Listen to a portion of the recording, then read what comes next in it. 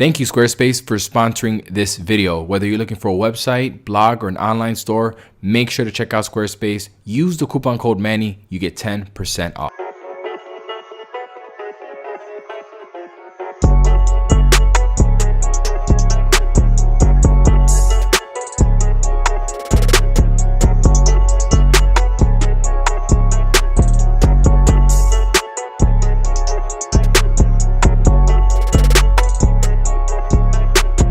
What's up, everyone? In this video, we're looking at the Sigma 105mm f1.4. We're gonna look at the image quality, the way it focuses, because this is an E-mount lens now, and the build quality of this lens. I mean, I think most people in the internet right now are asking themselves, like, who is this lens for? Like, why would I need this lens if I own an 85 already? And that's why I'm gonna do a little 85mm comparison. But we're gonna get down and dirty. We're gonna find out everything we need to know about this lens and hopefully help you make a decision on purchasing it or not. So let's get right into it.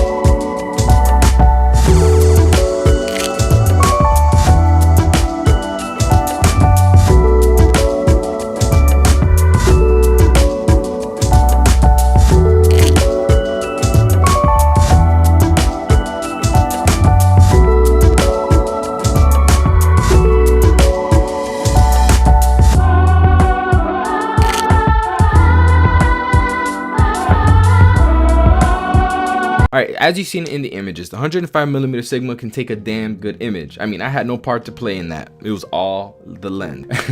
So the Sigma does take a great image, and I do want to show you a little quick comparison with the 85mm G Master. This is my bread and butter, and I love comparing it because obviously they're really close in focal range, and people might be wondering, how good is this lens actually? Let me show you.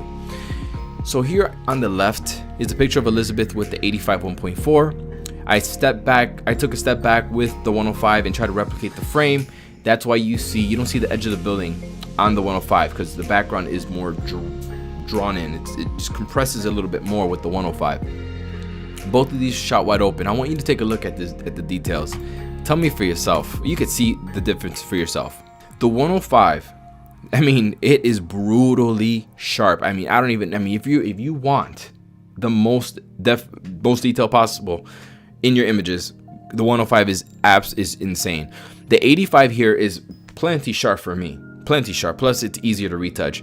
So looking at the background blur, the 85 is definitely more smooth, and that's what I prefer. I love that smooth look. The 105 is a little bit more jittery, right? So it's even more blurred out than the 85, but for me it's more busy. And when you look down at this little corner here, you see those football with little onion rings inside them? Yeah, that's a little distracting in my book. And it's kind of unfortunate, that this lens is so big and they couldn't get those details down pat. Like, I just wish the bokeh was more round, like the G Master, more smooth. But at the end of the day, the Sigma is a sharper lens. It renders a lot more detail. One thing you have to keep in mind with the Sigma is that this lens does not perform well in backlit situation. You're gonna lose a lot of contrast, maybe because the glass is so big. I don't know what it is, but shooting backlit, it doesn't perform as good as the 85.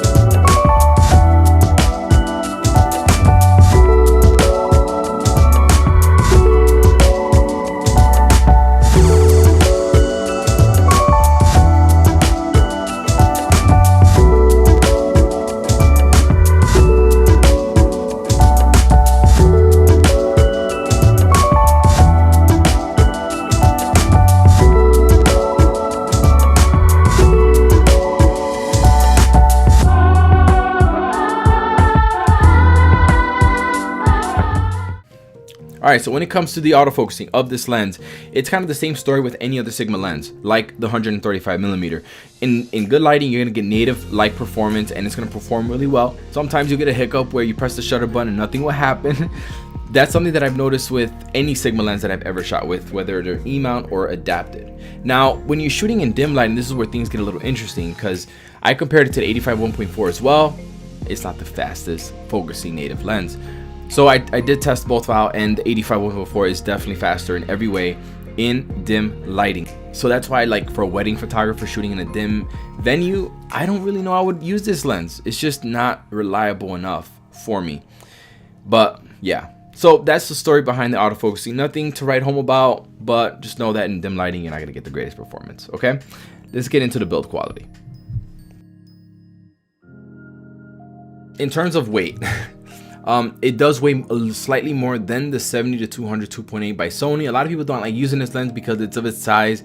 Now you're gonna get a little bit of a heavier lens here, but shorter on the length when it comes to length. Okay, this lens has a very simple design from the outside. It has an AF MF switch, and it does have a weather sealing gasket, which is nice. The filter thread in the front is ridiculous. It's 105mm, so you definitely want to keep the lens hood, which adds a lot of size. You want to keep this on not only to block the sun, but to protect that front element from getting like bumped around or something hitting it, because I could imagine it would be easy. Sigma decided to include a tripod collar, which is a good idea because it can wear down on you sometimes, so it's easier to put on a tripod. I'm just not a tripod kind of guy, so I'm gonna shoot it like this. I do like this built-in adapter. I kind of like it because what it does is gives you a lot of clearance when holding it, so your hands are not rubbing against anything. You know, it does add a little bit more size, but hey, you know, you got that clearance there, which is kind of nice. All right, now let's get into the questions that everyone wants to know. Is this lens worth $1,500? Yes, it is. Optically, it is mind-blowingly good. It's so good. Yes, it's worth it. Is the size a big factor? I don't think it is. Okay, yes, it is a very heavy lens, but when you're getting these kind of quality of images, I would hold this lens to get those kinds of images. The problem here isn't holding the lens, the problem is transporting the lens, okay? Because when you put it in your camera bag, you're gonna have less space to put other stuff. So that's probably the most annoying part of it. Is it worth getting if you have an 85 or 135mm lens? This is where things get really tricky, okay? Because it makes all the sense in the world to get, when you have an 85mm, to get a 135 instead of the small jump in focal length to 105. If I had a 135, I'd probably get an 85 just because of the jump. If I don't own any of those lenses, yo, I'm going for this one right here. Best of both worlds. Not too far from the person, but I mean, you can obliterate that background. You get, I mean, the results you're getting out of here are tack sharp. So that's my opinion on this lens. Any other questions? Leave them down below in the comment section, and I'll get to them as soon as I can. Thank you for watching, and I'll see you in the next lens review. All right.